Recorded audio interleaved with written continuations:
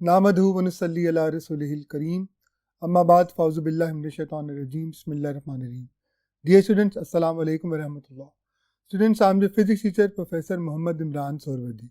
Students, आज हम NMD CAT का यूनिट नंबर 1 और उसकी फर्स्ट रिवीजन का लेक्चर देखने जा रहे हैं। So let's move to the whiteboard without any delay. आइए इब्तिदा करते हैं। हमारा एनएमडी कैट का आज जो लेक्चर है वो यूनिट 1 की फर्स्ट रिवीजन है। तो इसमें हम क्या देखेंगे,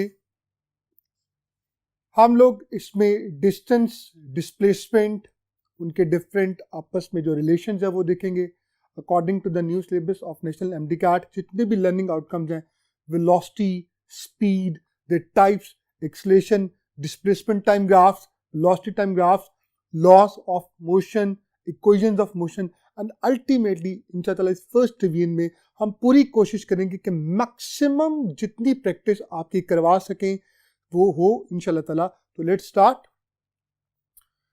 पहले टॉपिक से इब्तिदा कर रहा हूं, डिस्टेंस एंड डिस्प्लेसमेंट। स्टूडेंट्स, पहले बहुत इंपॉर्टेंट पॉइंट ये कि एंटी टेस्ट में हमें ये क्लियर होना चाहिए कि हम जो टॉपिक करने जा रहे हैं उस टॉपिक में हमने डिटेल्स में नहीं जाना। हम will have to be focus on that thing जहां से ऑब्जेक्टिव टाइप एंटी टेस्ट पूछा जा सकता है। तो इसके लिए सबसे इंपॉर्टेंट पॉइंट ये कि डिस्टेंस और डिस्प्लेसमेंट का बुनियादी फर्क क्या, आइए देखते हैं। स्टूडेंट्स, सपोज करता हूं कि एक ऑब्जेक्ट पॉइंट ए से मूव करता पॉइंट बी तक, और ये उसका एक्चुअल पाथ है जो आप देख रहे हैं, कर्व पाथ है, इसका एक्चुअल पाथ है। स्टूडेंट याद रखिएगा, the actual path of any body, any moving object from the initial point that is A to the final point B is known as distance. तो एक्चुअल पाथ ऑफ मोशन को हमेशा हम distance का नाम देंगे। Distance का unit क्या होता है? मीटर। डिस्टेंस, चूंकि ये जरूरी नहीं है कि हमेशा एक स्ट्रेट पाथ पर हो, कर्व पाथ पर भी हो सकता है, इसलिए हम इसको वेक्टर नहीं बल्कि स्केलर क्वांटिटी कंसीडर करते हैं। अब दूसरी तरफ देखते हैं। देखिए, जब भी डिस्प्लेसमेंट का जिक्र किया जाएगा तो हमारे ज़हन में सबसे पहली बात आएगी उसकी डेफिनेशन। जी हाँ, that is the shortest distance between initial and the final point which can nothing B other than what a straight line, जो मैंने यहाँ पे डॉटेड आप लोगों की लाइन शो की है। देखिए, शॉर्टेस्ट पाथ को डिस्प्लेसमेंट कहा जाता है तो ये भी डिस्टेंस पर इन अ पर्टिकुलर डायरेक्शन, इसलिए इसको हम हमेशा एक वेक्टर क्वांटिटी कंसीडर करते हैं। इसका यूनिट भी मीटर ही होगा। अब आइए, ये तो हो गई इन दोनों की डेफिनेशन के हवाले से, ताकि हम आगे जाके अगर डेफिनेशन हमें अच्छी तरह आती होगी तो हम इनके आपस में जो रिलेशंस बन सकते हैं, डिफरेंट एमसीक्यूज बन सकते हैं, हम उनको बहुत अच्छी तरह से इंशाल्लाह कर पाएंगे। देखते हैं फॉर अ स्ट्रेट पाथ। पहला बहुत इंपॉर्टेंट पॉइंट कि अगर मैं एक स्ट्रेट पाथ पर जा रहा हूं तो फिर क्या होगा? फिर सिंपल सी बात है, डिस्टेंस भी वही होगा जो कि डिस्प्लेसमेंट है, क्योंकि स्ट्रेट पाथ पर हमारे पास शॉर्टेस्ट जो डिस्टेंस होता है वही असल में डिस्प्लेसमेंट होती है। तो इसका मतलब ये दोनों इक्वल भी हो सकते हैं, लेकिन उसके लिए कंडीशन क्या है? That the body must move along a straight path. आइए क्वेश्चन देखते हैं। N object is moving along a straight path, then एक ऑब्जेक्ट जो है वो एक स्ट्रेट पाथ पर मूव कर रहा है, तो बताइए इनमें से कौन सी पॉसिबिलिटी हो सकती है? Then the ratio of distance over displacement, यानी उसने ऊपर क्या रखा? डिस्टेंस। डिनोमिनेटर में क्या है? That is displacement. स्टूडेंट्स, अभी मैं आपसे शेयर करके आया कि एक स्ट्रेट पाथ में डिस्टेंस और डिस्प्लेसमेंट में कोई फर्क नहीं होता, दोनों बिल्कुल इक्वल होते हैं। इसका मतलब जब भी हम इनकी रेशियो लेंगे तो क्या जवाब आएगा? That is equal to 1। I hope आपको क्लियर हो गया होगा। फर्स्ट एमसीक्यूज में मैं जो जो पॉइंट्स आपसे शेयर करता जाऊंगा इंशाअल्लाह उसके एमसीक्यूज भी आपसे शेयर होते जाएंगे। पूरी कोशिश होगी कि आज के इस लेक्चर में आप बहुत अच्छा प्रिपेयर करें अपने यूनिट 1 की फर्स्ट रिवीजन को। स्टूडेंट्स, इसके बाद चलते हैं फॉर अ कर्व पाथ। आइए कर्व पाथ की बात कर लेते हैं। ठीक है, एक बात याद रखिएगा, ये कर्व पाथ मैंने आपके लिए यहाँ पे शो किया हुआ है। अब कर्व पाथ में जो एक्चुअल पाथ होता है जिसको हम डिस्टेंस का नाम देते हैं, वो हमेशा शॉर्टेस्ट पाथ यानी डिस्प्लेसमेंट से हमेशा क्या होगा? यस, हमेशा बड़ा होगा। तो हमें ये बात हमेशा याद रखनी है कि जब भी कर्व पाथ की बात की जाएगी तो जो कर्व पाथ होगा उसमें हमारे पास एक्चुअली जो डिस्टेंस होता है, एक्चुअल पाथ जो होता है, वो डिस्प्लेसमेंट से हमेशा बड़ा होगा। इसका मतलब for a curve path we can simply say that distance is always greater than the displacement. और अब अगर मैं बात करूं यही क्वेश्चन अगर आपसे इस हवाले से पूछा जाता distance divided by displacement for the curve path की बात की जा रही है, तो फिर क्या जवाब होता है? चूंकि आप न्यूमिनेटर डिनोमिनेटर से बड़ा है तो जवाब क्या होगा? Greater than 1। और इसको वो रेसिप्रोकली भी पूछ सकता है कि डिस्प्लेसमेंट को ऊपर रख ले और डिस्टेंस से डिवाइड करे, तो फिर जवाब क्या होगा? फिर that will be equal to less than 1। So students, I hope आपने स्ट्रेट पाथ और कर्व पाथ दोनों के हवाले से डिस्टेंस और डिस्प्लेसमेंट के रिलेशंस को देखा। आइए नेक्स्ट पे चलते हैं। एक और बहुत important point, for a body at rest, अगर कोई बॉडी रेस्ट पर है तो फिर क्या होगा? देखिए, अगर बॉडी रेस्ट पर है तो फिर डिस्टेंस और डिस्प्लेसमेंट ये दोनों क्या होंगे? जीरो होंगे, तब भी इक्वल होंगे। और लेकिन दोनों की वैल्यू क्या होगी? जीरो, क्योंकि अभी तो सफर की इब्तदा ही नहीं हुई, यानी बॉडी जो है it is in state of rest. इसका मतलब अगर तो बॉडी की मोशन का कोई तस्करा नहीं आता और वो सिंपल आपसे ये पूछता है कि बॉडी रेस्ट पर है तो उसका डिस्टेंस क्या होगा, तो ऑब्वियसली साफ सी बात है, चूंकि मोशन का कोई जिक्र नहीं आया यहाँ पर, उससे कोई भी बात मोशन के हवाले से नहीं की, तो आप क्या कहेंगे? डिस्टेंस भी जीरो है और डिस्प्लेसमेंट भी जीरो है। स्टूडेंट्स, अब है सबसे important point. Student, entry test में यहां से आपको वो लाजमी नेशनल एमडी कैट में जरूर टच करेगा, आपके कॉन्सेप्ट को वो जरूर चेक करेगा, इसलिए आपने बड़े गौर से मेरी बात सुननी है। Students, for a moving body, moving object की बात कर लेते हैं। देखिए, एक बात याद रखिएगा, अगर तो बॉडी मूव कर रही है, अगर मोशन में आ गई है, तो चाहे कयामत भी आ जाए, कुछ भी हो जाए, उसका डिस्टेंस कभी जीरो नहीं हो सकता। स्टूडेंट्स, मैं दोबारा रिपीट कर रहा हूं, for a moving body distance of the body can never be zero. Distance कभी भी जीरो नहीं हो सकता। क्यों? क्योंकि वो एक स्केलर क्वांटिटी है और जब बॉडी ने मूव करना स्टार्ट कर दिया, चाहे वो क्लोज पाथ पर भी वापस आ जाए, तो फिर भी डिस्टेंस तो जीरो नहीं होगा। इसका मतलब डिस्टेंस कभी भी जीरो नहीं होगा। आपने इसको बहुत ही ध्यान से अपने ज़हन में बिठा लिया। लेकिन डिस्प्लेसमेंट की अगर बात की जाए तो इट मे और मे नॉट बी जीरो। तो डिस्प्लेसमेंट जो है वो जीरो हो भी सकती है और हो सकता है जीरो ना हो। आइए देखते हैं। स्टूडेंट्स, सबसे पहले बात कर लेते हैं इस कर्व पाथ की। ये एक सेमी सर्कल मैंने आप लोगों के लिए ड्रॉ किया है। अगर इस सेमी सर्कल में मैं देखूं एक बॉडी इनिशियल पॉइंट ए से फाइनल पॉइंट बी तक, ये उसका एक्चुअल पाथ है। अगर तो कर्व पाथ है, सपोज करें एक्चुअल पाथ कर्व पाथ है, तो फिर क्या होगा?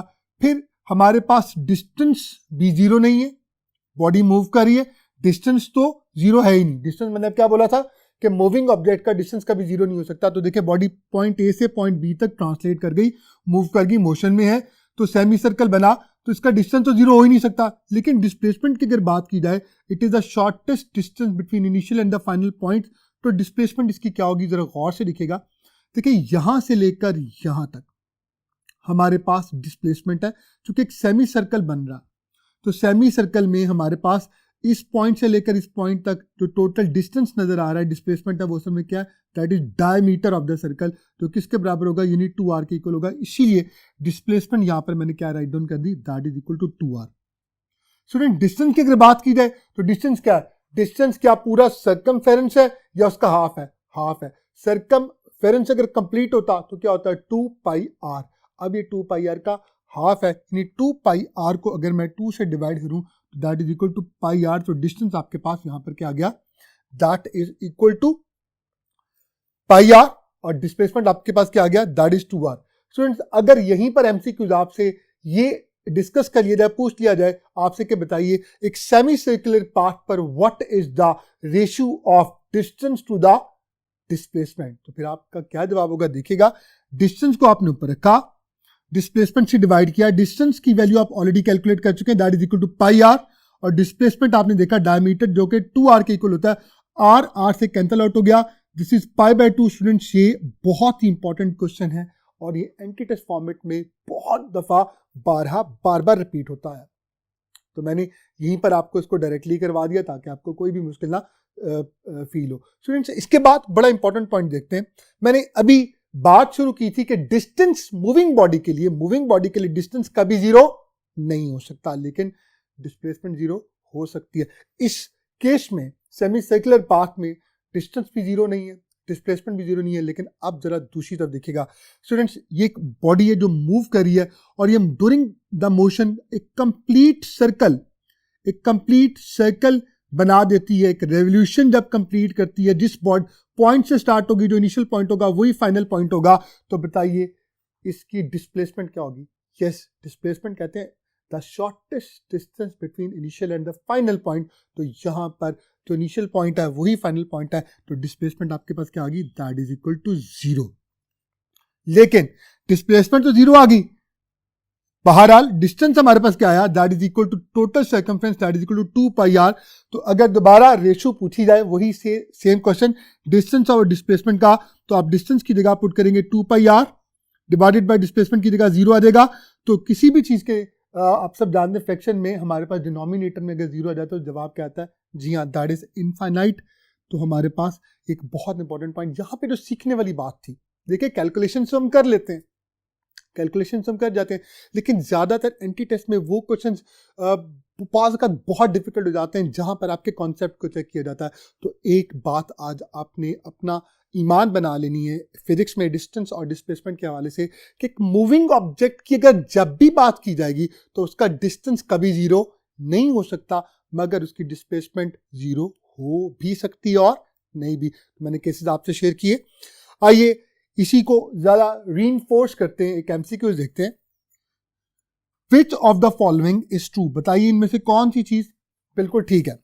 अल्फा ऑप्शन देखिएगा, distance divided by displacement is greater than and equal to 1। देखिए डिस्टेंस आप सब अच्छी तरह से जानते हैं, मोस्ट ऑफ द केसेस जो है डिस्टेंस डिस्प्लेसमेंट से क्या होता है, दैट इज ग्रेटर, बड़ा होता है। क्योंकि जब भी कर्व पाथ की बात की जाएगी, मैंने ऑलरेडी आपसे शेयर किया कि कर्व पाथ की जब भी बात की जाएगी तो डिस्टेंस डिस्प्लेसमेंट से बड़ी है। इसका मतलब अगर ये दोनों, अगर तो कर्व पाथ है तो साफ सी बात है इन दोनों की रेशियो का जवाब क्या आएगा, ग्रेटर देन 1, क्योंकि न्यूमरेटर बड़ा होगा डिनोमिनेटर छोटा होगा।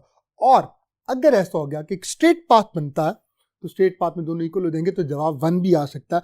अब बच्चे एंटी टेस्ट चलता है, एंटी टेस्ट में हमने जल्दी नहीं करनी। एंटी टेस्ट में हम तब तक अपनी ऑप्शन को सिलेक्ट नहीं करेंगे जब तक कि हम सारी ऑप्शन पढ़ नहीं लेते। तो बाज़ औक़ात बच्चे जल्दी से इसको सिलेक्ट कर लेते हैं, जी नहीं, हम नेक्स्ट ऑप्शंस को देखेंगे उसके बाद ही कुछ होगा, क्योंकि अल्फा ऑप्शन तो बिल्कुल ठीक लग रही है। आइए अब अपने नेक्स्ट क्वेश्चंस करने के लिए अपने नेक्स्ट बोर्ड की तरफ ट्रांसलेट करते हैं, मूव करते हैं। जी स्टूडेंट्स, अब उसकी बीटा ऑप्शन देखते हैं। पहली ऑप्शन तो बिल्कुल ठीक थी, अल्फा ऑप्शन बिल्कुल क्लियरली पता चल गया कि जनाब वो दैट इज ट्रू, लेकिन हमने इसको सिलेक्ट नहीं किया। बीटा ऑप्शन क्या कह रहा है, फॉर अ मूविंग बॉडी। अब बहुत इंपॉर्टेंट पॉइंट मैं अभी आपसे शेयर करके हूं, मूविंग बॉडी। मूविंग बॉडी के बारे में मैंने क्या कॉन्सेप्ट आपको सिखाया था कि मूविंग बॉडी के लिए डिस्टेंस कभी 0 नहीं हो सकता। यस, आपने साथ साथ रिपीट करें, डिस्टेंस कभी 0 नहीं हो सकता, मगर डिस्प्लेसमेंट 0 हो भी सकती है और नहीं भी। तो देखिएगा, for a moving body distance can not be 0 but displacement can. इसका मतलब ये भी ठीक है। अब सिंपल सी बात है, अब हमें ये भी ऑप्शन बिल्कुल ठीक होगी तो हम चार्ली ऑप्शन की तरफ मूव कर जाते हैं। चार्ली ऑप्शन कह रही है कि distance over displacement can not be less than 1। Distance over displacement कभी भी 1 से छोटे नहीं हो सकते। देखिए ऊपर क्या चीज है, ऊपर है डिस्टेंस और डिनोमिनेटर में क्या है, डिस्प्लेसमेंट। जवाब 1 से छोटा तभी आएगा जब डिनोमिनेटर न्यूमरेटर से बड़ा हो। और मैं क्लियरली बता चुका हूं कि कुछ भी हो जाए, कयामत भी आ जाए, डिस्प्लेसमेंट कभी भी डिस्टेंस से बड़ी नहीं हो सकती। एट मैक्सिमम स्ट्रेट पाथ उसके बराबर हो सकती है। इसका मतलब ये ऑप्शन भी बिल्कुल सही है। तो फिर कौन सी ऑप्शन सबसे बेस्ट होगी, that is delta. All of these students, आपने देखा मैंने एक टेक्निक से सारे बेसिक कॉन्सेप्ट्स आपकी खिदमत में पेश किए और उसके बाद बहुत सारे हमने एमसीक्यूज किए और फाइनली हमने कैसे एमसीक्यूज किया जिसने उन तमाम कॉन्सेप्ट्स को यकजा कर दिया ताकि अब आपको किसी किस्म की कोई भी लोइयां नहीं होगी। So let's move to the next one. हमारा अगला सवाल की एक और एमसीक्यूज। मैक्सिमम कोशिश करूंगा मैं कि ज्यादा से ज्यादा एमसीक्यूज के थ्रू आपकी practice करवाऊं।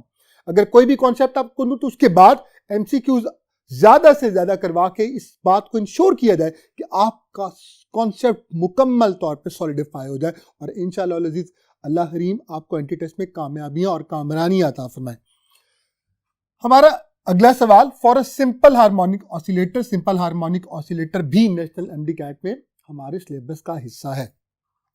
Of amplitude x not, amplitude आप सब जानते हैं, that is the maximum distance of the vibrating body from its mean position, यानी मीन पोजीशन से लेके एक्सट्रीम तक का जो मैक्सिमम डिस्टेंस होता है हम उसको एम्पलीट्यूड राइट डाउन करते हैं। आप इसको ए भी लिख सकते हैं, कैपिटल ए, आप इसको एक्स नॉट भी पढ़ते हैं, हमारी टेक्स्ट बुक में भी है। The distance and the displacement covered in a complete period of time is, यानी वो आपसे सवाल ये कर रहा है कि बताइए एक सिंपल हार्मोनिक ऑसिलेटर जब अपना कंप्लीट टाइम पीरियड करता है, यानी टाइम पीरियड कंप्लीट करने का मतलब एक पूरी वाइब्रेशन को कंप्लीट करना, इसका मतलब जहां से स्टार्ट हुआ वहीं पर वापस उसने आना है। ये बहुत सिंपल सी बात है, जहां से स्टार्ट लेगा वहीं पे वापस आ जाएगा। तो बताइए उसकी उसका डिस्टेंस क्या होगा। ये बहुत इंपॉर्टेंट है कि आपने सीक्वेंस को हमेशा याद रखना है कि पहले जिक्र डिस्टेंस का आया तो जवाब में भी आपने पहले डिस्टेंस को ही तलाश करना है और बाद में डिस्प्लेसमेंट को। तो आइए देखते हैं स्टूडेंट्स, अल्फा ऑप्शन में लिखा हुआ 4x0, बीटा में लिखा हुआ 0 4x0, चार्ली में 4x0 0 और delta can not be sure. चले मैं आपसे एक क्वेश्चन करता हूं। मैंने आज आपको सिखाया कि मूविंग ऑब्जेक्ट का क्या कभी भी जीरो नहीं हो सकता। जी हाँ, डिस्टेंस कभी भी जीरो नहीं हो सकता। इसका मतलब बताइए, सबसे पहली बात तो डिस्टेंस की जा रही है, तो इसका मतलब ये भी आंसर हो सकता है क्योंकि यहां पे डिस्टेंस जीरो नहीं है, और ये भी आंसर हो सकता है, मगर ये तो हो ही नहीं सकता क्योंकि यहां पे आप देख सकते हैं डिस्टेंस को जीरो शो किया गया। ठीक हो गया। अब ये दो ऑप्शन रहेगी, delta can not be sure, अभी तो हम इसके बारे में कुछ कह नहीं सकते। देखिए अल्फा और चार्ली, अब इनमें से कौन सी ऑप्शन सही है, तो मेरे ख्याल में आप समझ गए होंगे। देखें मैंने आपके लिए यहाँ पे डायग्राम शो की है, ये मीन पोजीशन है, ये एक्सट्रीम पोजीशन है। जब बॉडी अपनी वाइब्रेशन को स्टार्ट करती है तो ये इसका फर्स्ट पॉइंट होता है, वो पहले यहाँ तक जाती है, जो डिस्टेंस कवर होगा वो x0 होगा, फिर वो वापस आएगी। तो इसका मतलब अब वो हाफ ऑफ वाइब्रेशन कंप्लीट कर चुकी है, अभी कंप्लीट टाइम पीरियड नहीं हुआ, हाफ टाइम पीरियड हुआ। अब फिर वो यहाँ जाएगी, नेक्स्ट एक्सट्रीम को टच करेगी, डिस्टेंस पे कितना होगा x0, और फिर वापस आ जाएगी। तो बच्चों बहुत क्लियर हो गया, जिस पॉइंट से उसने इब्तिदा की वो वापस उसी पॉइंट पर आ गई। और जब भी क्लोज पाथ बनता है तो फिर डिस्प्लेसमेंट क्या होती है, yes that is equal to zero. इसका मतलब अब इन दो ऑप्शंस में से यहां पे डिस्प्लेसमेंट को जीरो लिखा गया है, तो यही ऑप्शन हो सकती है। बहरहाल डिस्टेंस क्या होगा, बड़ा सिंपल है, हम डिस्टेंस चूंकि एक स्केलर क्वांटिटी है, इन सबको ऐड कर लेंगे, x0 plus x0 plus x0 plus x0 4 times x0, तो चार्ली हमारी बेस्ट ऑप्शन बनती है। स्टूडेंट्स आई होप कि आपके क्वेश्चन बड़ी अच्छी तरह क्लियर हो गया होगा और बाकी जितने कॉन्सेप्ट्स मैंने रीइंफोर्स किए वो भी आपको समझ आ गए होंगे। नेक्स्ट क्वेश्चन की तरफ चलते हैं। A body is moving with uniform speed, body है जो मूव कर रही है with uniform speed along a circular track, एक सर्कुलर ट्रैक पर यूनिफॉर्म स्पीड से एक बॉडी मूव कर रही है।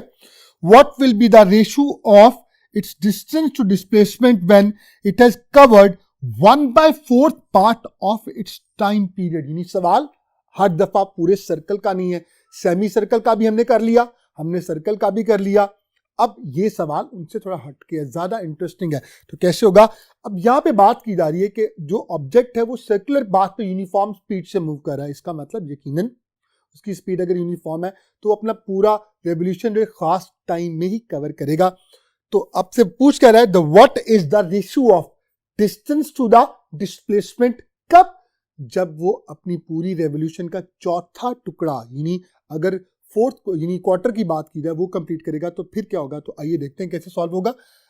ऑप्शंस में हमारे पास अल्फा है पाई बाय √2, बीटा है pi by 2, Charlie pi by 4 और delta pi divided by 2 √2। Students कैसे सॉल्व होगा जरा देखिएगा। मैंने आपके लिए यहाँ पे एक सर्कुलर पाथ ड्रॉ किया है।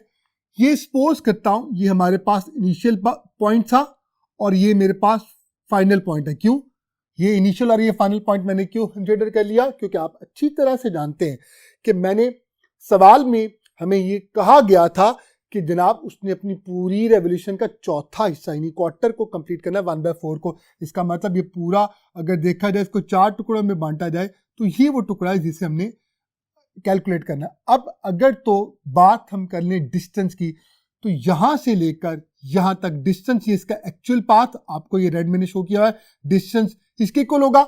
देखिए अगर ये कंप्लीट सर्कल होता तो डिस्टेंस होता 2πr, तो 2πr को ऊपर रखूंगा और ये उसका चौथा हिस्सा है, इसको 4 से डिवाइड कर दिया तो 2 1 2 2 2 4, तो मेरे पास क्या आ गया πr/2।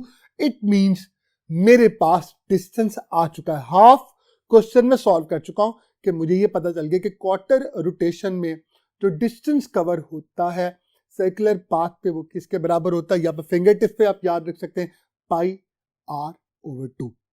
अब बात कर लेते हैं डिस्प्लेसमेंट की कि डिस्प्लेसमेंट कितनी होगी। जरा गौर से दिखेगा, ये इसका इनिशियल पॉइंट है, ये इसका फाइनल पॉइंट है। तो आप सब जानते हैं डिस्प्लेसमेंट कहते हैं the shortest distance between initial to the final point. तो यकीनन ये ब्लैक लाइन मैंने आप लोगों के लिए शो किया है, ये स्ट्रेट पाथ बन जाती है। अब इसको मैं कैसे निकालूंगा, जरा गौर से दिखेगा, ये मेरे पास एक राइट एंगल ट्राइंगल डेवलप होगी। यकीनन ये भी रेडियस है और ये भी रेडियस। इसे मैं क्या कह सकता हूं, इसे मैं ट्राइंगल की बेस कह सकता हूं।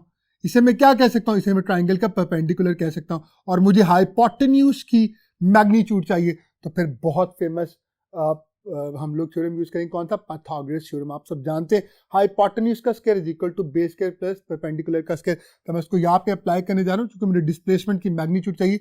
हाइपोटेन्यूज का square is equal to base square plus perpendicular का स्क्वायर। स्टूडेंट्स, क्योंकि मुझे हाइपोटेन्यूज चाहिए, स्क्वायर मुझे यहाँ नहीं चाहिए, दोनों साइड का जब मैं अंडर रूट लूंगा, ये अंडर रूट यहाँ पर स्क्वायर को कैंसिल आउट कर देगा और यहाँ पर मुकम्मल तौर पे अंडर रूट आ जाएगा, जो मैंने यहाँ पे लिखा हुआ है hypotenuse square is equal to under root base square plus perpendicular का स्क्वायर। अब मैं क्या करूंगा, बेस क्या, बेस भी आर, परपेंडिकुलर वो भी आर, तो मैं जब यहाँ पे वैल्यूज प्लेस करूंगा r square plus r square, मेरे पास क्या आ जाएगा 2r स्क्वायर। स्टूडेंट्स, ये स्क्वायर अंडर रूट को कैंसिल आउट कर देगा, मगर 2 बाहर नहीं आ सकता क्योंकि यहाँ पे 4 होता तो बाहर 2 आ जाता। तो क्या जवाब आया, अंडर रूट 2r। ये आपके पास डिस्प्लेसमेंट आ गई। This is basically the displacement. Students, अब क्या करना है हमने, बड़ी सिंपल सी बात है। हमें सवाल ये किया गया था कि जनाब क्वार्टर सर्कल की अगर बात की जाए तो उसमें what is the ratio of the distance to the displacement. Distance हमने ऑलरेडी कैलकुलेट किया था, that was pi r over 2। आप ये जानते हैं, मैंने आप लोगों के लिए कैलकुलेट किया था। डिस्प्लेसमेंट अभी हमने कैलकुलेट की, that is under root 2r।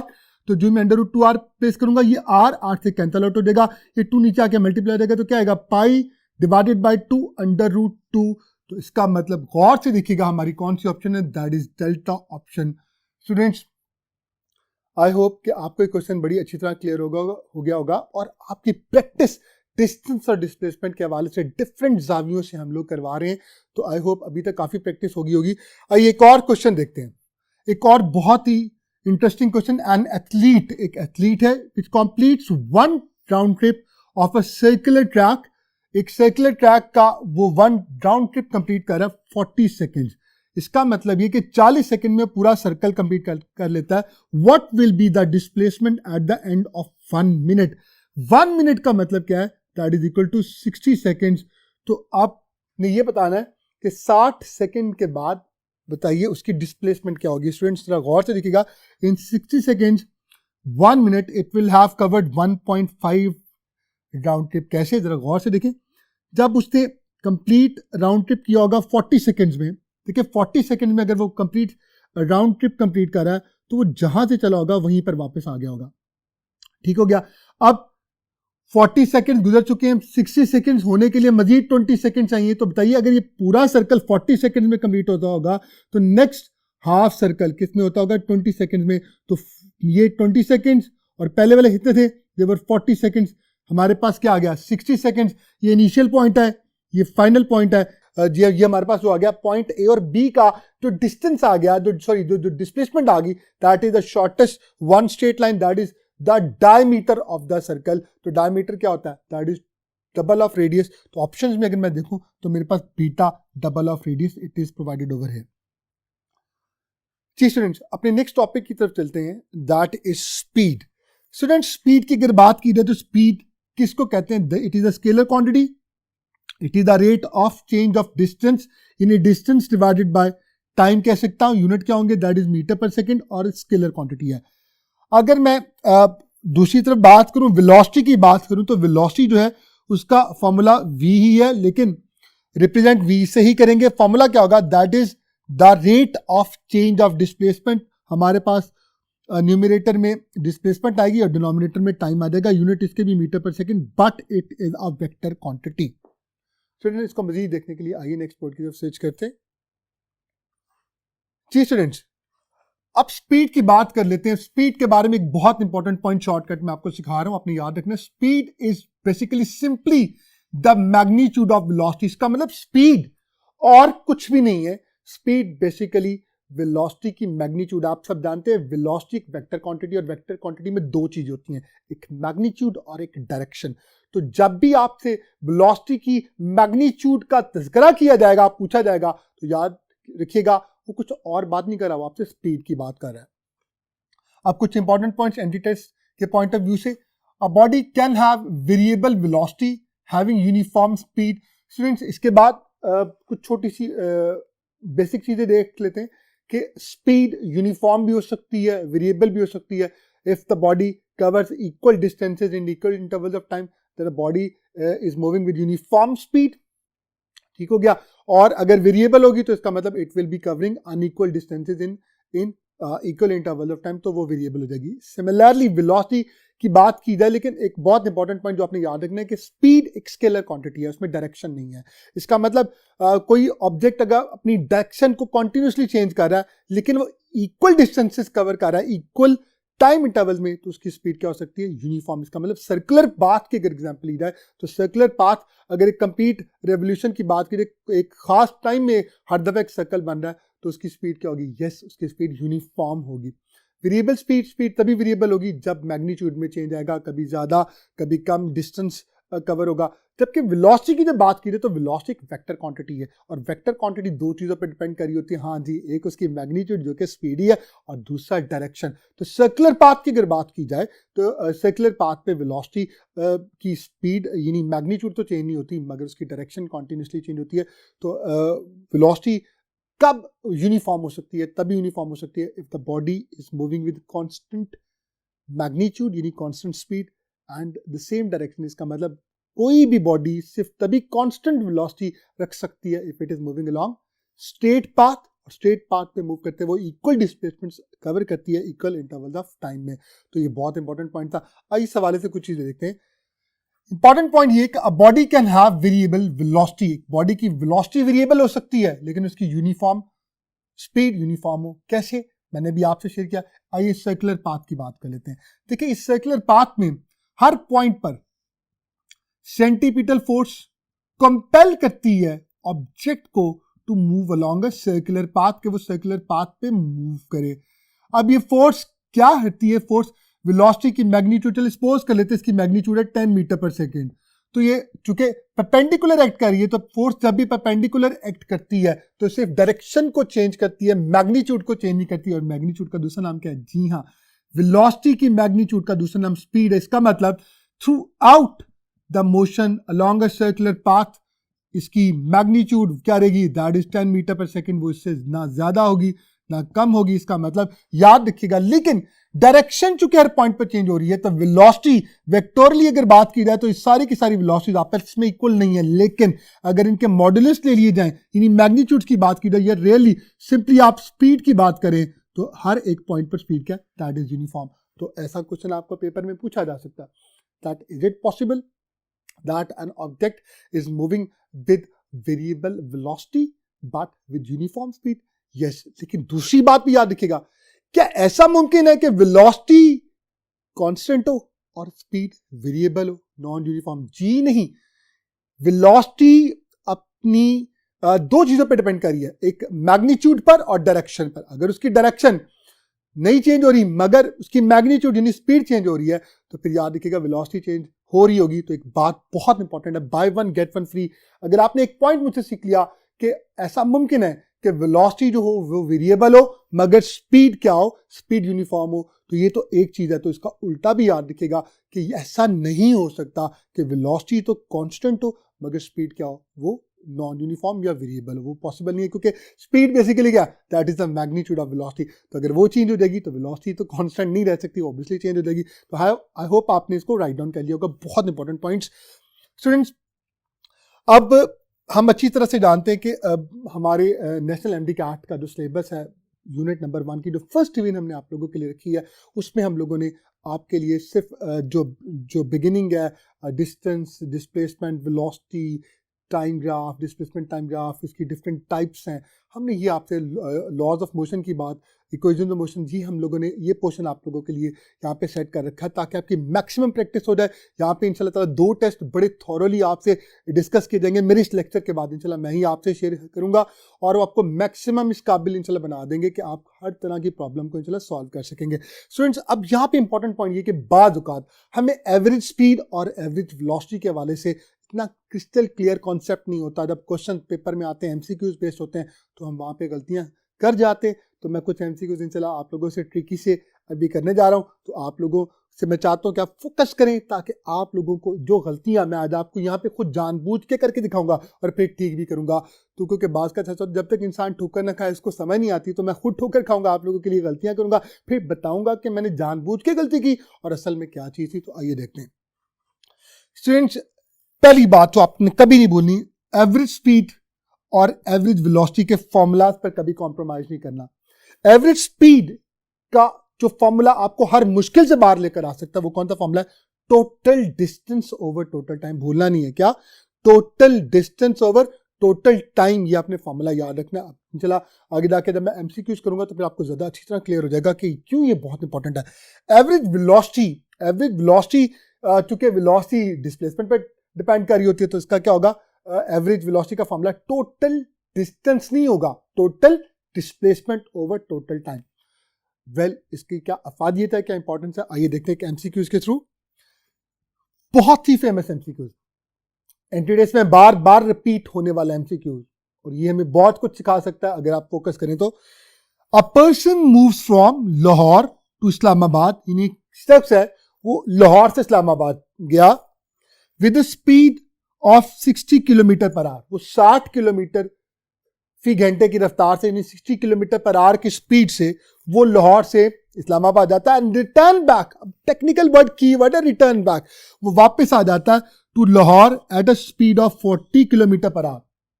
40 kilometer per hour की स्पीड से। अब ये तो बड़ी क्लियर सी बात है कि जिस स्पीड से वो गया था वो ज्यादा थी और जिस स्पीड से वो वापस आया वो स्पीड कंपैरेटिवली कम है। क्या पूछ रहा है? What will B it's average velocity, बताइए उसकी एवरेज वेलोसिटी क्या होगी। तो कीवर्ड उसने बोला एवरेज वेलोसिटी। अब होता क्या, जरा गौर से देखिएगा। ऑप्शंस में हमारे पास अल्फा में लिखा 48 किलोमीटर पर आवर, बीटा में लिखा 50 किलोमीटर पर आवर, चार्ली में 0 किलोमीटर पर आवर और डेल्टा में 100 किलोमीटर पर आवर। अब स्टूडेंट्स क्या करते हैं, व्हाट स्टूडेंट्स मोस्टली डू, उन्हें एवरेज वेलोसिटी का जो फॉर्मूला याद होता है वो ये होता है, average velocity equal to v1 plus v2 divided by 2। वो कहते हैं यार बड़ा सिंपल सा क्वेश्चन था, एंटीडेस में आप हमने जनाब कर लिया इसको बहुत आसानी से। कैसे किया? दोनों वेलोसिटीज दी हुई थी और हमसे एवरेज वेलोसिटी पूछा था, तो हम तो अच्छी तरह से जानते हैं अगर दो वैल्यूज दी गई हो तो उनकी एवरेज क्या होती है, दोनों को प्लस करें, 2 पे डिवाइड कर दे, तो ये फॉर्मूला वो यूज करते हैं। हम चले मैं भी यूज कर लेता हूं। एवरेज वेलोसिटी मैं दोनों को प्लेस करूंगा, 60 प्लस 40 डिवाइडेड बाय 2 हो गया। अब 60 प्लस 40 कितना हो गया? That is 100 divided by 2, 2 1 that 2 and that is 2 5 that 10, 50 kilometre per hour. 100 में से 99% जो स्टूडेंट्स होते हैं they go for the beta option, वो बीटा ऑप्शन के लिए जाते हैं। हाँ जी, ये ऑब्वियसली साफ सी बात है कि डायलेमा है, हम ऐसा करते हैं, लेकिन आप सब जानते हैं कि तमाम स्टूडेंट्स का नॉलेज एक जैसा नहीं होता।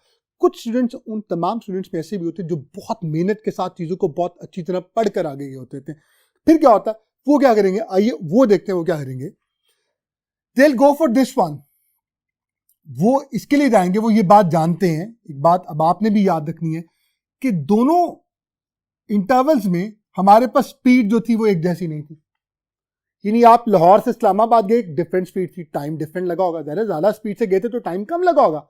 आप 60 किलोमीटर पर आवर की स्पीड से अगर इस्लामाबाद जाते हैं तो साफ सी बात है आपको टाइम कम लगेगा, लेकिन आप उसी डिस्टेंस फिर वही है।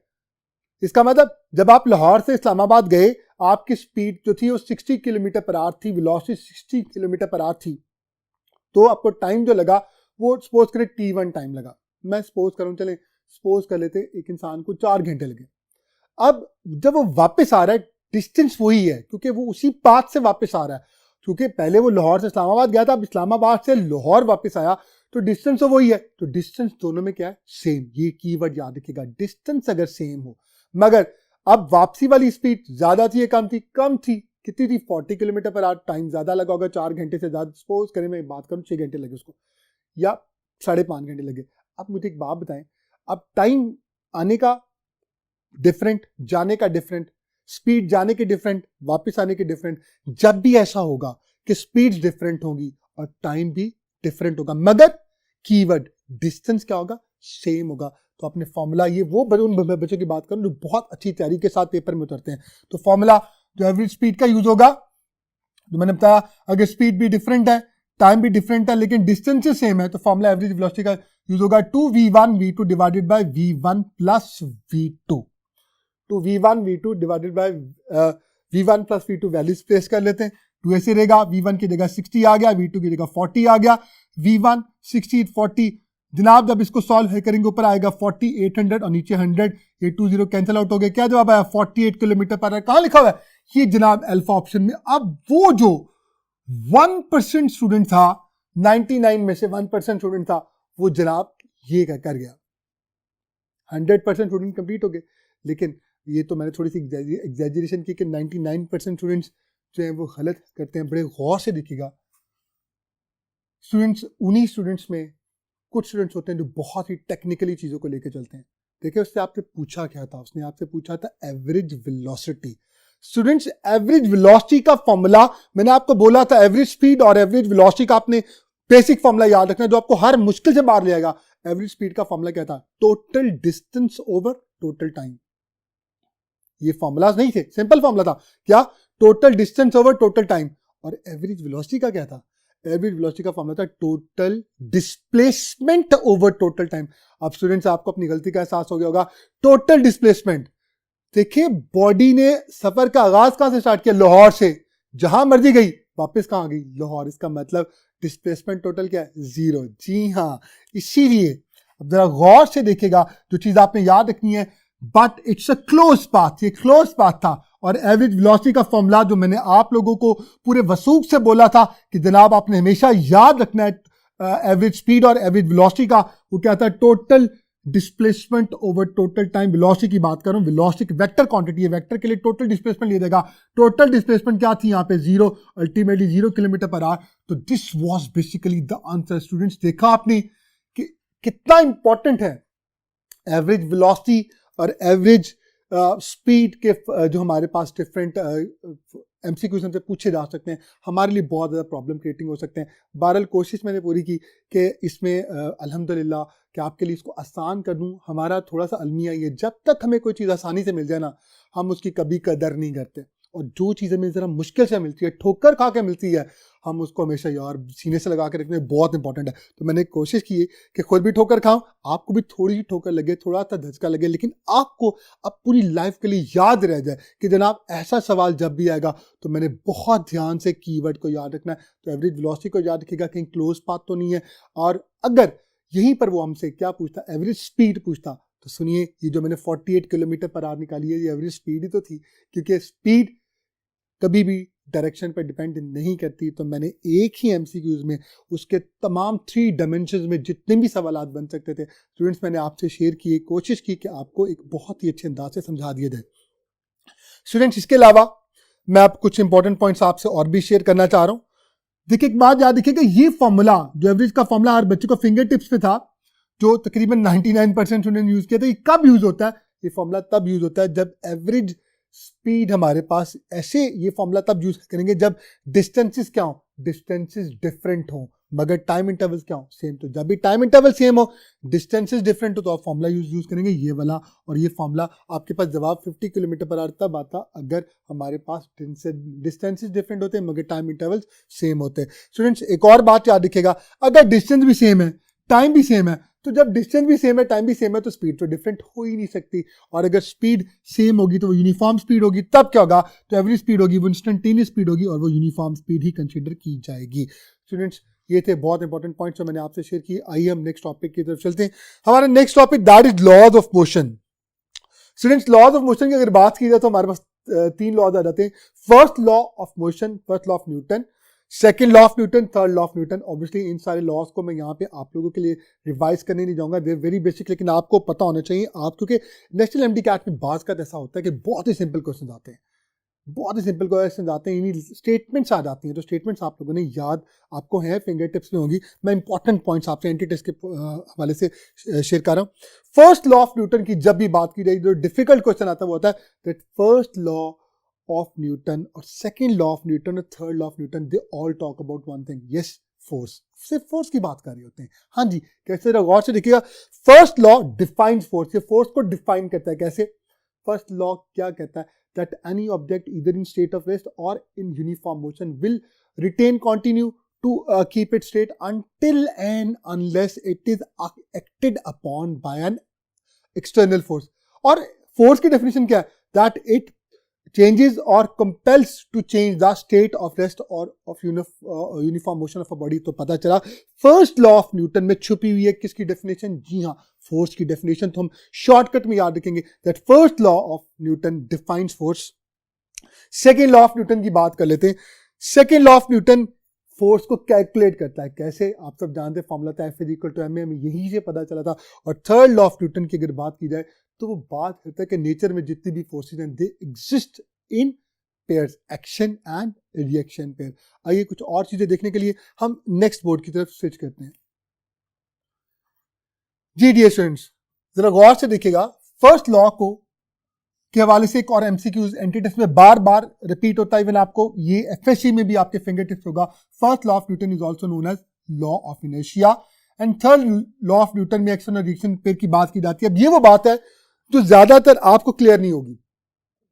थर्ड लॉ ऑफ न्यूटन में पढ़ा जरूर होता है, मगर हमें उसके बारे में जो एंटी टेस्ट के टेक्निकल पॉइंट्स होते हैं वो हमें पता नहीं होते। जरा गौर से देखिएगा, एक्शन और रिएक्शन पेयर, यानी थर्ड लॉ ऑफ न्यूटन कहता है क्या? For every action there is an equal and opposite reaction. अब यहाँ पे सबसे पहला क्वेश्चन ये आता है कि अगर एक्शन और रिएक्शन मैग्नीट्यूड में क्या है? सेम है। बिल्कुल सही है, दे आर सेम मैग्नीट्यूड, यानी इक्वल इन मैग्नीट्यूड। डायरेक्शन में क्या? ऑपोजिट है। बिल्कुल सही है। अगर वेक्टोरली देखा जाए तो इन दोनों की डायरेक्शन ऑपोजिट होगी, इसको इस तरह से लिखा जा सकता है। तो फिर एक दूसरे को कैंसिल आउट क्यों नहीं करते? बहुत इंपॉर्टेंट पॉइंट। ये अक्सर हमसे पूछा जाता है कि जनाब एक्शन और रिएक्शन का पेयर क्या एक दूसरे को कैंसिल आउट करता? तो हम सब जानते हैं, हमें रट्टा तो लगा कि कैंसिल आउट नहीं करते, मगर क्यों नहीं करते? उसकी बुनियादी वजह ये है बिकॉज, याद रखिएगा, दे do not act on the same body. Action किसी और बॉडी पे लगेगा और रिएक्शन किसी और बॉडी पे। छोटी एग्जांपल आपको बताता हूं। अगर एक बॉल को मैं थ्रो करता हूं किसी वॉल की तरफ, तो जब बॉल वॉल पे टकराएगा तो वो वॉल पर एक फोर्स लगाएगा, सपोज करें 10 newton. Wall as a reaction wall पे नहीं बल्कि बॉल पे फोर्स लगाएगी। तो पहली फोर्स कहां लगी? वॉल पर। दूसरी फोर्स कहां लगी? बॉल पर। तो दोनों एक ही बॉडी पर एक्ट करती तभी कैंसिल आउट होती ना। तो बड़ा इंपॉर्टेंट पॉइंट ये है that action and reaction pair, they do not act on the same body. As they do not act on the same body, how can they cancel each other? एक दूसरे को cancel नहीं कर सकते। तो that is the most important point, that they are not balanced, they are unbalanced forces. तो ये बहुत इंपॉर्टेंट पॉइंट आपसे पूछा जा सकता है that action reaction act on two different objects, so they cannot be balanced, they cannot cancel out each other. Students, unit 1A का एक और बहुत इंपॉर्टेंट हिस्सा हम लोग करने जा रहे हैं। जी हाँ, displacement time graphs and velocity time graphs, acceleration time graphs. तो बाज़ का आपको पता है ऐसे क्वेश्चन आ जाते हैं, ग्राफ्स बने होते हैं, उनके हवाले से हमसे क्वेश्चन किए जाते हैं और हम ग्राफ्स को, डायग्राम को देख के थोड़े से कंफ्यूज हो जाते हैं, परेशान हो जाते हैं, पता नहीं यार कितना मुश्किल क्वेश्चन होगा। तो इंशाल्लाह लजीज, अभी तक जैसे मैंने थोड़ी सी कोशिश की आपको सारा कुछ क्लियरली बताने की, फिर कोशिश करता हूँ कि अल्लाह पाक करम फरमाए और मैं जो कुछ आपको बताना चाहता हूँ इंशाल्लाह लजीज वो आपको अच्छी तरह समझ आ जाए। तो फोकस करना आपने। डिस्प्लेसमेंट टाइम ग्राफ की बात कर लेते हैं। अगर मैं डिस्प्लेसमेंट टाइम ग्राफ की बात करूं तो ये मेरे पास डिस्प्लेसमेंट टाइम ग्राफ मैंने 3 ग्राफ मोस्ट इंपॉर्टेंट आपके लिए ड्रॉ किए। बहुत सारे हो सकते हैं, ज़रा ऑब्वियसली साफ सी बात है। यहाँ पर हम लोगों ने बेसिक कॉन्सेप्ट्स को लेकर फिर आगे प्रैक्टिस इंशाल्लाह टेस्ट में बहुत ज़्यादा प्रैक्टिस करेंगे। यहाँ पे भी मैंने आपको प्रैक्टिस करवाई है। स्टूडेंट्स, आप देख सकते हैं डिस्प्लेसमेंट टाइम ग्राफ में यहाँ पे ये कर्व बन रहा है जो कि पैरेलल टू एक्स एक्सिस है। इसका मतलब टाइम पास होता जा रहा है मगर बॉडी की डिस्प्लेसमेंट कॉन्स्टेंट है। इसका मतलब ये है कि डिस्प्लेसमेंट, बॉडी की डिस्प्लेसमेंट चेंज ही नहीं हो रही, body is not been displaced. और बॉडी अगर डिस्प्लेस नहीं हो रही तो एक बात याद रखिएगा, हर एक ग्राफ पे 2 चीजें आपने याद रखनी। हर एक ग्राफ पे 2 चीजों का आपको अजबर याद होना चाहिए। पहली बात स्लोप ऑफ द ग्राफ, यहां से क्वेश्चन आ सकता है। दूसरा एरिया अंडर द कर्व, यानी जो कर्व है उसकी स्लोप क्या होगी, तो किस क्वांटिटी को रिप्रेजेंट करिए, दूसरा एरिया अंडर द कर्व। तो स्लोप इसकी क्या होगी, स्लोप का फॉर्मूला होता है आप सब जानते हैं, that is equal to, slope का फॉर्मूला आपने याद रखना है delta Y over delta X. यहाँ पे वाई एक्सिस के लॉन्ग चूंकि डिस्प्लेसमेंट है तो इसका मतलब डेल्टा डी आ जाएगा, और एक्स एक्सिस के लॉन्ग हमारे पास टाइम है, डेल्टा टी आ जाएगा। अब ये चीज क्या है, rate of change of displacement which will give you velocity. अगर डिस्टेंस है तो स्पीड आ जाएगा, और अगर डिस्प्लेसमेंट है तो वेलोसिटी आ जाएगी। तो इसका मतलब बहुत इंपॉर्टेंट पॉइंट तो आपने याद रखना है, that the slope of distance time graph provides a speed and the slope of displacement time graph it provides us velocity, हमें वेलोसिटी। तो बताइए क्या इसमें कुछ स्लोप है? अच्छा, स्लोप के बारे में एक छोटा सा पॉइंट आपसे शेयर करना चाह रहा हूँ। स्टूडेंट्स, आपने अक्सर स्लाइड्स, झूला दूता स्लाइड ली होगी। मुझे एक बात नहीं, मैंने इस वक्त मार्कर को ऐसे प्लेस किया, इसमें आप देख सकते स्लाइड है, स्लाइड का मतलब स्लोप है, स्लोप। अगर मैं इसको ऐसे कर दूं तो इसकी स्लोप क्या हो जाएगी, जी हाँ, जीरो। तो जिस चीज की स्लोप जीरो हो जाती है उसे हम कर्व में डायरेक्टली देख के बता सकते हैं। तो बताइए क्या ये फर्स्ट कर्व में जो आपको ब्लू लाइन नजर आ रही है इसमें कोई स्लोप है? जी नहीं, स्लोप नहीं है। इसका मतलब इस कर्व की डिस्प्लेसमेंट टाइम कर्व की स्लोप ने हमें वेलोसिटी देनी थी, और स्लोप तो जीरो है। इसका मतलब क्या चीज जीरो है, आज it has no slope, it has no velocity, इसकी वेलोसिटी जीरो है। इसका मतलब in short I can simply make a conclusion that the body is in state of rest, it is not in the state of motion. I hope आपको clear हुआ होगा। Area की बात अगर की जाए तो एरिया में आपने इन दोनों को मल्टीप्लाई करना होता है distance into time, distance into time meter second बनता है। ऑब्वियसली साफ सी बात है, हमारे पास कोई ऐसी फिजिकल क्वांटिटी नहीं है तो हम उसी की तरफ जाएंगे जो फिजिकल क्वांटिटी हमने पढ़ी है या हो सकती है। नेक्स्ट ग्राफ देखिएगा, यहां पे आप देख सकते हैं कि displacement is increasing at a constant rate. यहां पे स्लोप है मगर स्लोप कांस्टेंट है, स्लोप कहीं ज्यादा कहीं कम नहीं, कांस्टेंट स्लोप है। इसका मतलब स्लोप का डिस्प्लेसमेंट टाइम ग्राफ की स्लोप का दूसरा नाम क्या है, दैट इज वेलोसिटी। इसका मतलब स्लोप कांस्टेंट है, मैं ये भी कह सकता हूं, या मैं ये भी कह सकता हूं वेलोसिटी कांस्टेंट है। तो ये पॉजिटिव स्लोप है, कांस्टेंट है। जब वेलोसिटी कांस्टेंट हो जाती है तो बताइए एक्सेलरेशन क्या हो जाती है, जी हाँ, एक्सेलरेशन जीरो हो जाती है। और जब एक्सेलरेशन जीरो तो फोर्स भी क्या होती है, जीरो। इसका मतलब आप देखिए एक ही ग्राफ में से मैं बहुत सारी चीज़ों को कंक्लूड कर सकता हूँ, निकाल सकता हूँ, एक्सट्रैक्ट कर सकता हूँ। तो ये चीज़ें हमने सीखनी है, क्योंकि अगर हमने एंटी टेस्ट में कामयाब होना है तो हमें बेसिकली अपने तमाम टॉपिक्स के अंदर छुपे हुए सारे के सारे राजों को समझना, और मुश्किल कुछ भी नहीं है। देखिए सिर्फ प्रिपरेशन है, थोड़ी सी कोशिश करेंगे इंशाल्लाह आसानियाँ होंगी। स्टूडेंट्स, इसके बाद last but not the least, ये ग्राफ मैंने जानबूझ के शेयर किया क्योंकि आप सब जानते हैं हमारी टेक्स्ट बुक में फॉर अ फ्रीली फॉलोइंग जो ऑब्जेक्ट होता है, तो आप अच्छी तरह से जानते हैं फ्रीली फॉलोइंग ऑब्जेक्ट अगर उसको अपवर्ड थ्रो करते हैं तो फिर पहले स्टार्ट में उसकी वेलोसिटी डिक्रीज करती जाती है कांस्टेंट रेट पर। कितना होता है, जी हाँ, 9.8 मीटर पर सेकंड स्क्वायर। और वापस जब आता है तो वेलोसिटी इंक्रीज होती है एट द सेम रेट, जिसको जी कहते हैं हम।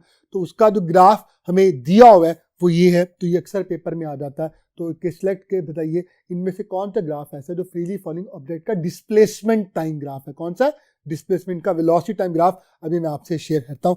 तो ये आपने याद रखना है, just to remember this one. Students, हमारा नेक्स्ट जो काम है that is related to the velocity time curve. देखिए वेलोसिटी टाइम ग्राफ की अगर मैं बात करूं तो मैंने अब इन शॉर्ट, क्योंकि आप ऑलरेडी प्रैक्टिस कर चुके हैं, मैंने एक ही ग्राफ में डिफरेंट तरह के कर्व्स आप लोगों के लिए इकट्ठे किए हैं। मैं इंशाल्लाह बड़ी डिटेल में उनको आपसे शेयर करूंगा। जरा देखिएगा, एक्स एक्सिस के लॉन्ग टाइम को प्लॉट किया गया, वाई एक्सिस के लॉन्ग वेलोसिटी को प्लॉट किया गया। स्टूडेंट, जो पहला कर्व है ये तो कर्व 1 है, जरा देखिए इसमें स्लोप है, जी नहीं, इसमें कोई स्लोप नहीं है। अब मुझे एक बात बताएं कि वेलोसिटी टाइम कर्व की स्लोप क्या देगी। देखिए स्लोप का फॉर्मूला यहां पे होगा delta we over delta T. चूंकि वाई एक्सिस के लॉन्ग वेलोसिटी है और एक्स एक्सिस के लॉन्ग टाइम है तो हमारे पास क्या चीज आ गई, दैट इज एक्सेलरेशन। तो बताइए यहां पर पहला कर्व हमें क्या बता रहा है, बता रहा है कि वेलोसिटी कांस्टेंट है, एक्सेलरेशन क्या है, जीरो, यानी आप फोर्स को भी कह सकते हैं जीरो। तो आपको यहां से अंदाजा हो गया इस चीज का, ये बहुत इंपॉर्टेंट है। स्टूडेंट्स, आप सेकेंड कर्व की बात कर लेते हैं। सेकेंड कर्व हमारे पास ये कर्व है, आप देख सकते हैं यहां पे हमारे पास स्लोप कांस्टेंट है, velocity is increasing at a constant rate. Velocity increase करिए कांस्टेंट रेट पर, एक्सेलरेशन पॉजिटिव होगी मगर कांस्टेंट होगी क्योंकि स्लोप एक जैसी है, ना स्लोप कहीं ज्यादा ना कम। तो इसका मतलब कांस्टेंट एक्सेलरेशन की हम लोग बात कर रहे हैं, जैसे फ्री फॉल की भी हम लोग बात कर रहे होते हैं, उसमें कांस्टेंट एक्सेलरेशन होती है।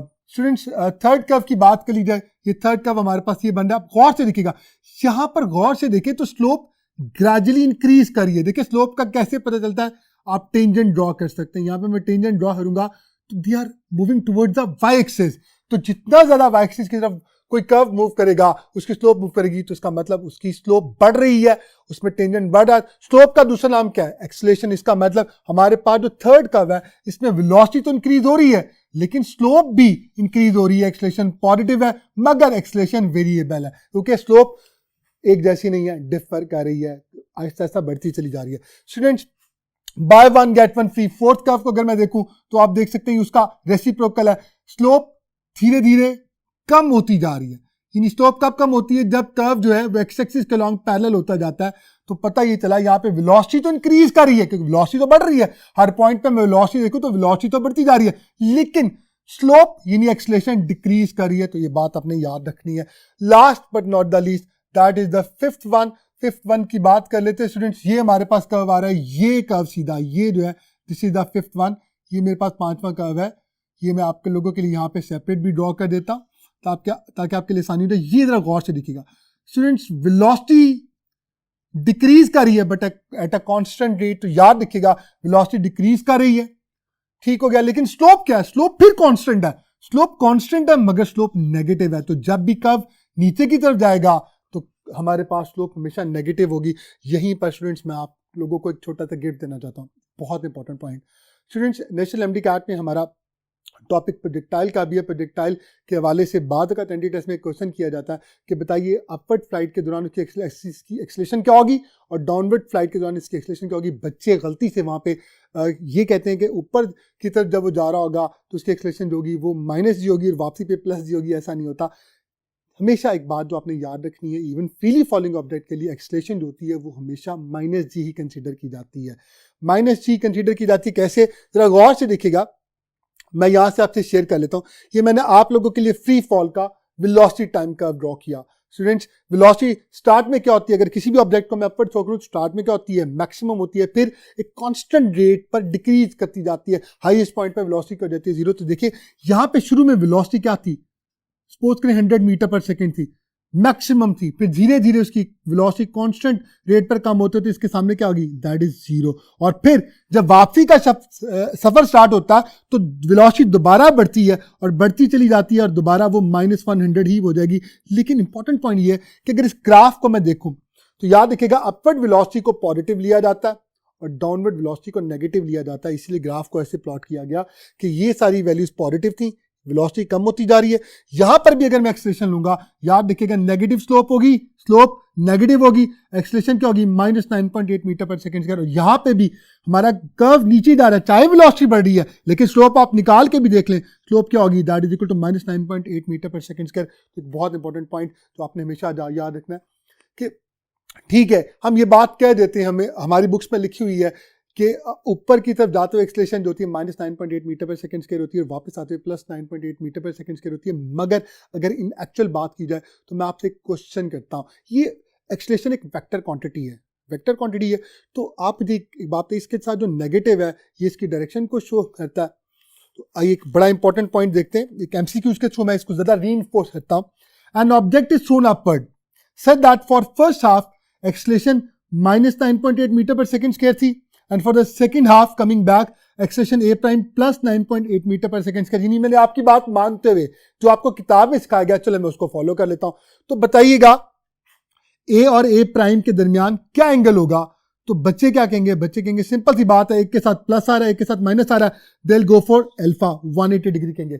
अब मुझे एक बात है, सेकंड लॉ ऑफ न्यूटन क्या कहता है, सेकंड लॉ ऑफ न्यूटन कहता है whenever force is applied on a body acceleration is produced in the direction of applied force. मुझे एक बात बताएं, किसी बॉडी को जब आपने अपवर्ड थ्रो किया था, फर्स्ट हाफ यही था ना, तो फोर्स कहां लग रही थी, जी हाँ फोर्स डाउनवर्ड लग रही थी, क्योंकि ग्रेविटी तो हमेशा डाउनवर्ड एक्ट करती है। इसका मतलब फोर्स डाउनवर्ड थी तो एक्सेलरेशन भी क्या थी, डाउनवर्ड थी। और जब बॉडी ऊपर से नीचे आ रही है तब भी फोर्स क्या लग रही है, तब भी फोर्स नीचे लग रही है। इसका मतलब तब भी एक्सेलरेशन की डायरेक्शन क्या है, तो तब भी डाउनवर्ड ही है। तो एंगल कितना बना, that is equal to 0 degree.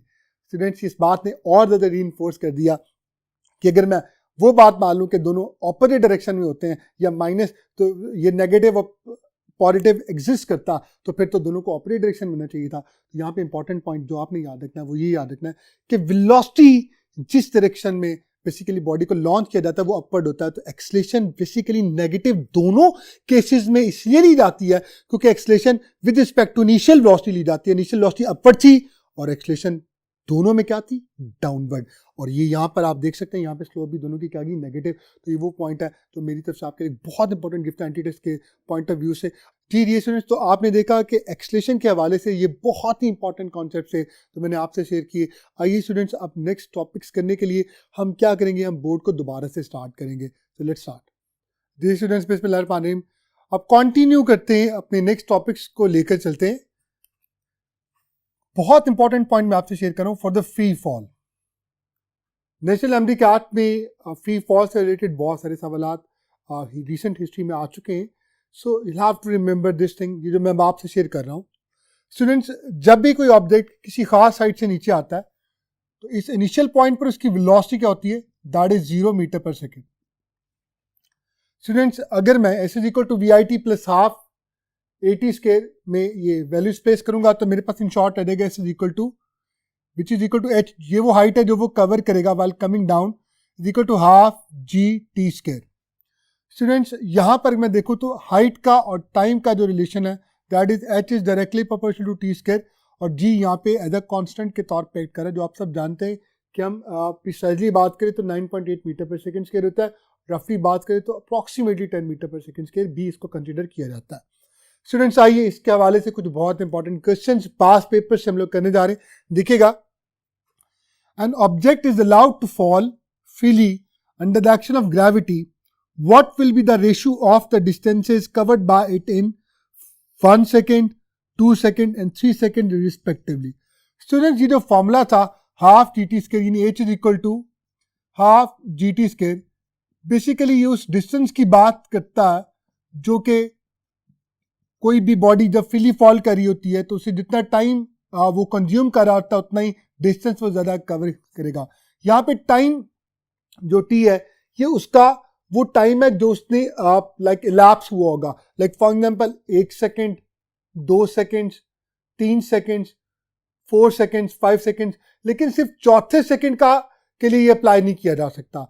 यानी पर्टिकुलरली किसी खास सेकंड की बात की जाए तो पहले सेकंड को छोड़कर बाकी किसी और सेकंड के लिए आप ये फॉर्मूला अप्लाई नहीं कर सकते।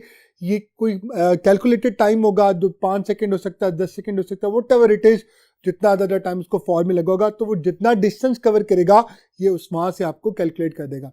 अब देखिए, इस सवाल में भी हमसे ये बात की जा रही है कि 1 सेकेंड में, 2 सेकेंड में, 3 सेकेंड में जो रिस्पेक्टिवली डिस्टेंस कवर हुआ आपने उस डिस्टेंस को कैलकुलेट करना और फिर उसकी रेशियो निकालनी। तो कैसे होगा, जरा गौर से देखिएगा। ऑप्शन है alpha 1:3:5, beta 1:2:3, Charlie 1:4:9, delta 4:9:21। How we gonna solve this one, वही फॉर्मूला यूज करूंगा डिस्टेंस का, s is equal to half GT square, half ऐसे ही रहेगा, G की जगह मैं 10 पुट कर दूंगा और 1 सेकेंड के लिए T की जगह मैं 1 पुट करूंगा। स्टूडेंट, 1 स्क्वायर 1 ही होता है तो हमारे पास क्या रहेगा 10/2, 2 1 2, 2 5 10। इसका मतलब 1 सेकेंड में वो जो डिस्टेंस कवर करेगा जिसे मैं फर्स्ट सेकेंड भी कह सकता हूं, उसने इत्तेफाक किए, दैट इज 5 मीटर्स। 2 सेकेंड्स की मैं दूसरे सेकेंड की बात नहीं कर रहा। जब 2 सेकेंड्स की बात होगी formula half GT square, half ऐसे ही रहेगा, G की जगह 10 आ जाएगा, टाइम की जगह मैं 2 सेकेंड्स पुट करूंगा, 2 चूंकि स्क्वायर है, 2 का स्क्वायर हमारे पास 4 आ जाएगा, या ये 2 इस स्क्वायर को कैंसिल आउट कर देगा, 10 2 that is equal to 20 meter. ये 2 सेकेंड्स का आ गया, 2 सेकेंड्स का। अगर आप चाहें सिर्फ दूसरे सेकेंड का मालूम करना चाहें तो बहुत सिंपल है, आप S2 ये 2 सेकेंड्स के डिस्टेंस में से 1 सेकेंड के डिस्टेंस को माइनस कर दें, 20 - 5 15 मीटर, ये आ जाएगा सिर्फ दूसरे सेकंड का। तो एक ही शॉर्टकट ये भी है, आप इसको भी आसानी से कर सकते हैं। बहरहाल मैं एट द लास्ट इसका एक शॉर्टकट भी आप लोगों से शेयर करूंगा। स्टूडेंट्स, आप 3 सेकंड्स की बात कर लेते हैं, मैं तीसरे सेकंड की बात नहीं कर रहा, 3 सेकंड्स की बात कर रहा हूँ। फॉर्मूला होगा हाफ GT स्क्वायर, हाफ ऐसे रहेगा, G की जगह 10 आ जाएगा, टाइम की जगह मैं 3 सेकंड्स पुट करूंगा, आप देख सकते हैं हाफ ऐसे ही, 10 ऐसे ही, और 3 का स्क्वायर 9 होता है। स्टूडेंट्स, आप सब जानते हैं 2 1 2, 2 5 10 and 5 9 that is equal to 45 meter. इसका मतलब 3 सेकंड्स में हमारे पास जो डिस्टेंस कवर होगा 45 मीटर होगा। अगर मैं चाहूं और सिर्फ तीसरे का मालूम करना चाहूं तो मुझे पहले दोनों सेकंड्स का जो डिस्टेंस आप देख सकते हैं 25 मीटर है, मैं 45 में से माइनस करूंगा तो मेरे पास सिर्फ तीसरे सेकंड का भी आ सकता है। बहरहाल अभी तक जो सवाल था उसमें हमने सिर्फ 1 सेकंड का, 2 सेकंड्स का और 3 सेकंड्स का डिस्टेंस उनकी रेशियो निकाली थी, हमने कैलकुलेट कर लिया। मैं रेशियो निकालूंगा। 1 सेकंड का डिस्टेंस 5 मीटर था, 2 सेकंड्स का 20, 3 सेकंड्स का 45, 5 1 5, 5 4 20 and 5 9 45। इसका मतलब जवाब क्या आएगा 1:4:9। That is given in the Charlie option. Students, by one get one free. अब सबसे इंपॉर्टेंट पॉइंट मैं चाह रहा हूँ शॉर्टकट आपको सिखा दूं। अगर हमसे बात की जाए if he asked to calculate distance for nth second, कोई खास सेकंड है, पहला, सिर्फ दूसरा, पांचवा, सिर्फ छठा, यानी किसी खास सेकंड की वो बात कर रहा है, तो उसके डिस्टेंस को कैलकुलेट करने के लिए आप y इज इक्वल टू या h is equal to half dt का यूज नहीं करेंगे। इसके लिए शॉर्टकट फॉर्मूला है, that shortcut formula is Sn distance of that particular nth second is equal to 2n-1/2 into g। n क्या है? That particular second. आइए मैं आपको कैलकुलेट करके दिखाता हूं। अगर सिर्फ पहले सेकंड की बात की जाती, वैसे मुश्किल तो नहीं है, लेकिन जैसे हम इसको चेक करें ताकि हमें कॉन्सेप्ट क्लियर हो जाए। तो सिर्फ फर्स्ट सेकंड के लिए मैं क्या करूंगा, n की जगह 1 पुट करूंगा, 2 into 1 -1/2 into 10, 2 1 2, 1 माइनस हुआ 1 रह गया 1/2 और साथ 10 है, 2 1 2, 2 5 10। तो आप सब जानते हैं कि दैट इज 5 मीटर हम ऑलरेडी कैलकुलेट कर चुके थे। अब सिर्फ दूसरे सेकंड का जो मैंने यहाँ पे आप देख सकते हैं माइनस करके निकाला था, अब मैं शॉर्टकट फॉर्मूला से निकालता हूँ, डायरेक्ट निकालता हूँ कि क्या वो वाकई 15 मीटर आता है।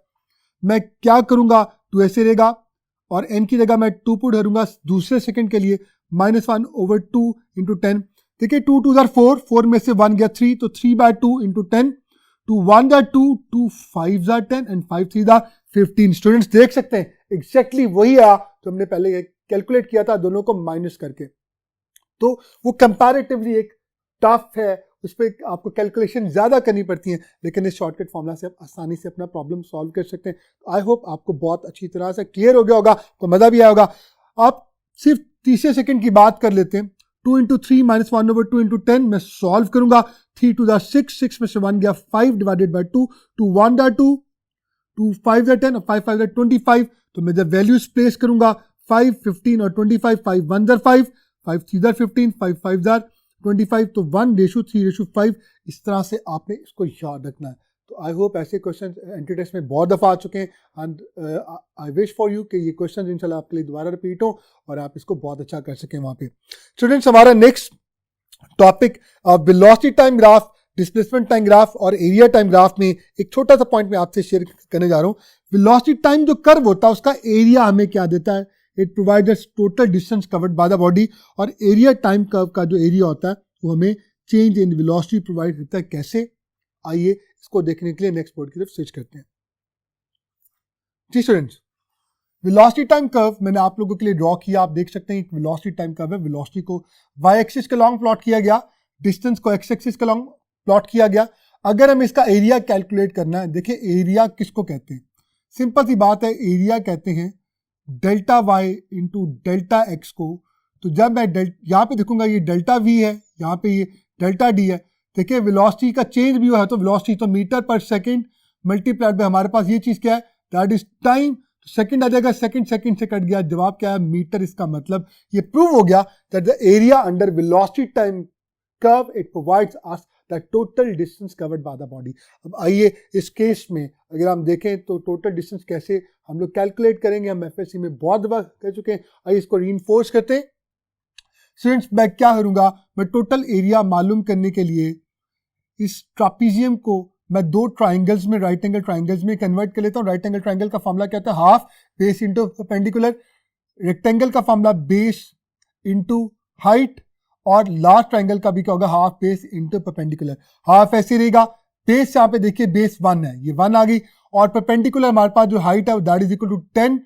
सिमिलरली यहाँ पे बेस हमारे पास फिर 1 आ गई, हाइट हमारे पास 10, फिर 10 आ गई। हाफ ऐसे रहेगा, बेस की जगह मैं फिर 1 पुट करूंगा और हाइट की जगह फिर 10 आ गया।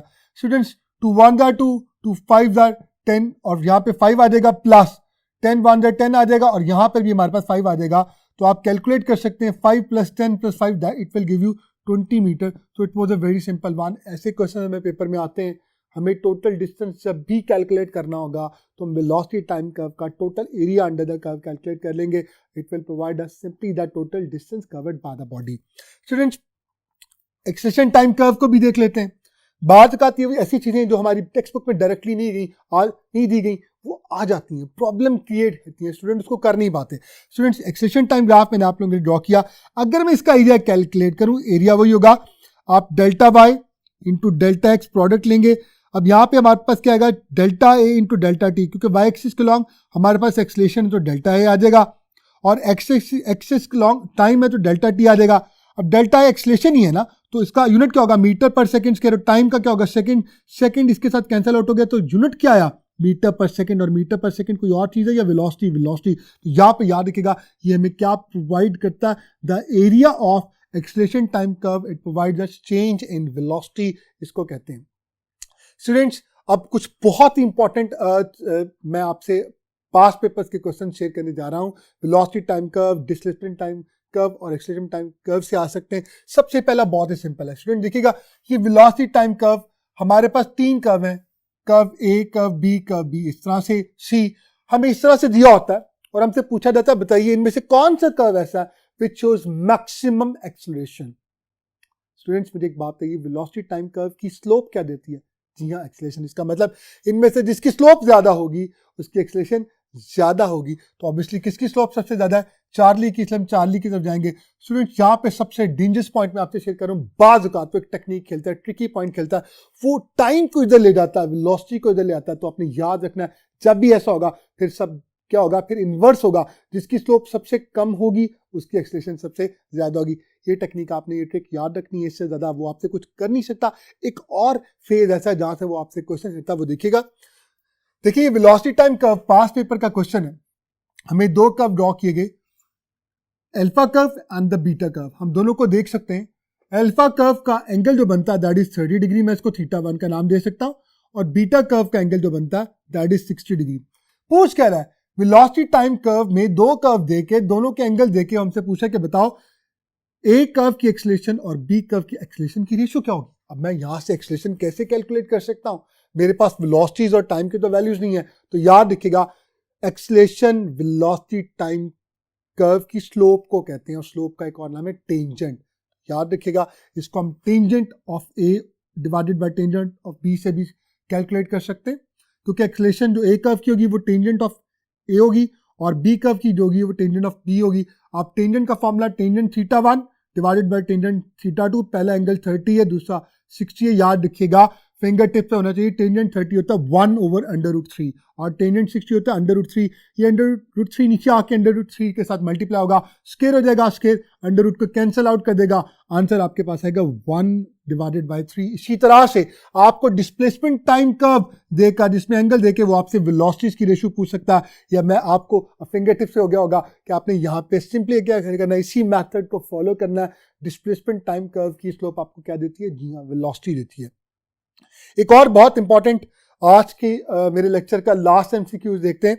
Students, a train of length 200 meter is crossing a bridge which is 400 meter. इसका मतलब हमारे पास एक ये ट्रेन है, इसकी लेंथ 200 मीटर है, इसने इस ब्रिज को क्रॉस करना है जिसकी लेंथ 400 मीटर है। मैं पहले आपसे क्वेश्चन करता हूं, कब ये ट्रेन मुकम्मल तौर पे इस ब्रिज को कवर अप कर जाएगी? तो ज्यादातर बच्चे ये कहेंगे जब वो 400 मीटर का डिस्टेंस कवर करेगी। जी नहीं, जब वो 400 मीटर का डिस्टेंस कवर करेगी तो इसका मतलब उसने अभी ब्रिज को क्रॉस किया होगा, लेकिन उसको क्या करना है, उसे अपनी पूरी लेंथ जो 200 मीटर है उसे भी इस ब्रिज से बाहर जब तक नहीं ले जाती तब तक वो इस ब्रिज को क्रॉस नहीं कर सकती। इसका मतलब अपेरेंटली बहुत ही क्लासिकल पॉइंट है कि टोटल डिस्टेंस यहाँ पे 400 मीटर नहीं है, टोटल डिस्टेंस यहाँ पे हमारे पास 400 प्लस 200 मीटर है, that is equal to distance हमारे पास टोटल जो आ गया 400 प्लस 200 दैट इज 600 मीटर। पूछ क्या रहा है, तब अगर वो स्पीड के साथ 36 किलोमीटर पर आवर की स्पीड से चल रही हो, what is the time taken by the train to cross the bridge. तो आप क्या करेंगे, आपने टोटल डिस्टेंस का ही सारा का सारा फॉर्मेट था, कैलकुलेशन थी, वहीं पे ट्रिक थी, वेलोसिटी 36 किलोमीटर पर आवर, आपने मीटर पर सेकंड में कन्वर्ट करने के लिए 1000 से मल्टीप्लाई किया, 3600 से डिवाइड किया, जवाब क्या है 10 मीटर पर सेकंड। उसके बाद सिंपल डिस्टेंस का टाइम का फॉर्मूला होता है डिस्टेंस ओवर टाइम। डिस्टेंस बहुत ध्यान से आपने सिर्फ ब्रिज का नहीं पुट करना बल्कि ट्रेन का, और दोनों का sum that is 600 divided by 10 cancel out हो गया। जवाब क्या है? 60 सेकेंड्स। जी स्टूडेंट्स, आई होप दैट मेरे इस लेक्चर में आप लोगों ने बहुत सारी नई चीज़ें सीखी होंगी। हमने मिलकर बहुत प्रैक्टिस की। यूनिट नंबर 1 की फर्स्ट वीन है ए, उसको बहुत थॉरली देखा। अब मैं आप लोगों को दुआ देता हूँ, wish you best of luck. अपना बहुत ख्याल रखिएगा। इमरान सरवदी को इजाज़त दें। अस्सलाम वालेकुम वरहमतुल्लाहि वबरकातुहू।